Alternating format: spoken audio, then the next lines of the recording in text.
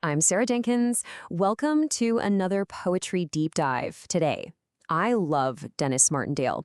He has written over 3,700 poems for the Poemhunter website.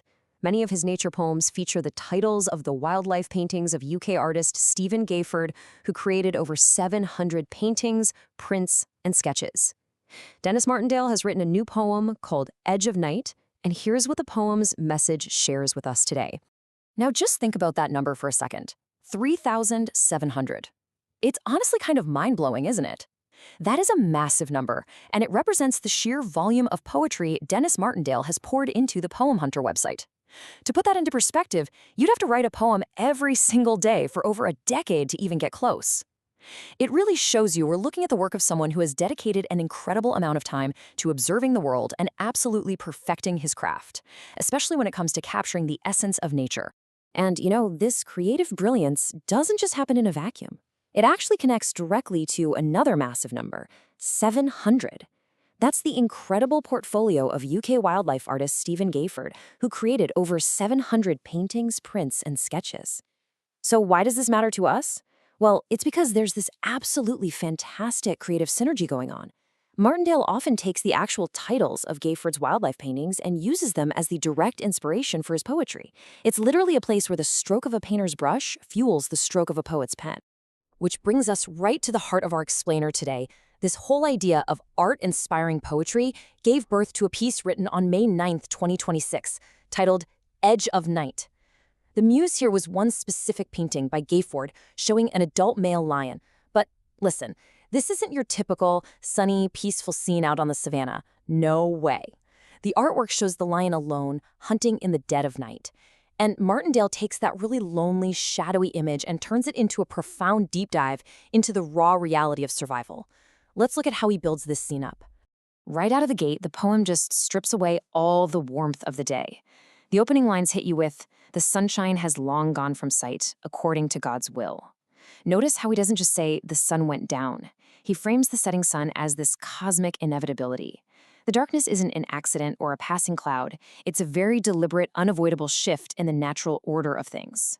And this sets up the sensory environment so perfectly. As the light fades, the poem tells us the sun has gone to send another country light, another day to fill. I just love that imagery. It's such a striking way to emphasize the sheer, isolating darkness that falls over the lion's territory. It's like the day has literally packed up and moved to the other side of the planet, leaving this specific piece of the wild completely swallowed by shadows. The stage is set, pitch black, isolating our solitary subject. So the real question is, what exactly happens in all that darkness? Well, the poem goes on. Within the depths of darkest night, a lion lingers still. That phrasing right there, lingers still, is incredibly evocative. It tells us the lion isn't rushing. He isn't frantic or panicking. He's a master of his domain, completely motionless, just holding his ground in the absolute dead of night, waiting for the hunt he knows is coming. Let's look at how this tension builds in the next stanza, because Martindale really walks us through the predator's razor-sharp focus. The lion is conserving every sign of might before the time to kill. He is basically a coiled spring. His preparation is vital, and it's deeply instinctual. The poem describes how his eyes and ears take hold to capture all around. He's using every single remaining sense in the dark to learn what's going to unfold through every sight and sound. It's honestly a beautiful breakdown of a hunter at the absolute peak of concentration. But, all this intense preparation has one singular, brutal purpose. The narrative shifts here toward the harsh reality of the wild. The poem lays out the condition. And should some creature, young or old, draw near to tread that ground? The wild absolutely does not discriminate. The poem makes it crystal clear that vulnerability, whether you're young, old, weak, strong, offers zero protection when you wander into the territory of a hungry predator. Which brings us to this incredibly powerful consequence. Then nature's deadly tale gets told in ways that would astound. The poem doesn't pull any punches about the startling, lethal reality of nature. When that gnawing, empty-stomach hunger takes over, the lion faces facts without delay and all that death imparts.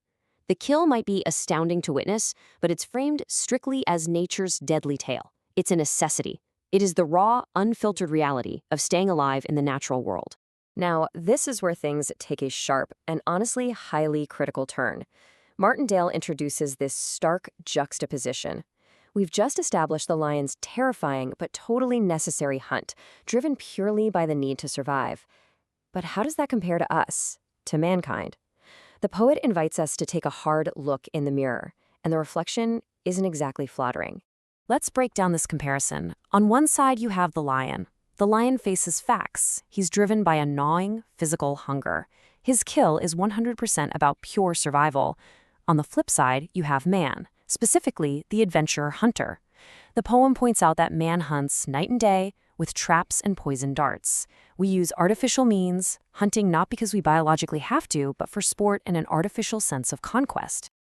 And then Martindale delivers what I think is absolutely the most chilling critique of human vanity in the whole piece, with trophy heads to take away, displayed as if spare parts.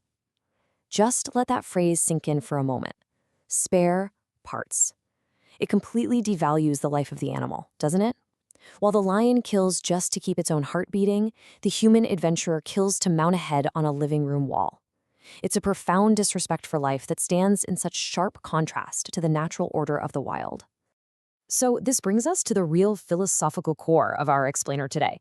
The poem is challenging us, urging us really, to completely reconsider how we view the natural laws of the wild. It asks us to look at wildlife responding to intense, burning hunger and recognize it for what it is, nature's sovereign necessity. There are so many creatures out there that have to kill simply to survive another night and day. It isn't malice. It's pure existence. Martindale speaks directly to the reader, to us, in the final stanzas. He writes, "Judge well the lion and his kind when hunger serves to warn." He's asking us to mentally step into the lion's perspective. When we truly understand that it's sheer starvation driving the predator, he asks us to be not so quick to scorn. We need to drop our human judgments about cruelty when we're observing the animal kingdom. And he wraps the whole thing up with this final haunting stanza, which I'm going to leave you with as a provocative question to ponder long after this explainer is over. It just perfectly summarizes the brutal, undeniable truth of survival. What creature could you ever find upon this earth once born that would then act as if inclined to starve from dusk to dawn?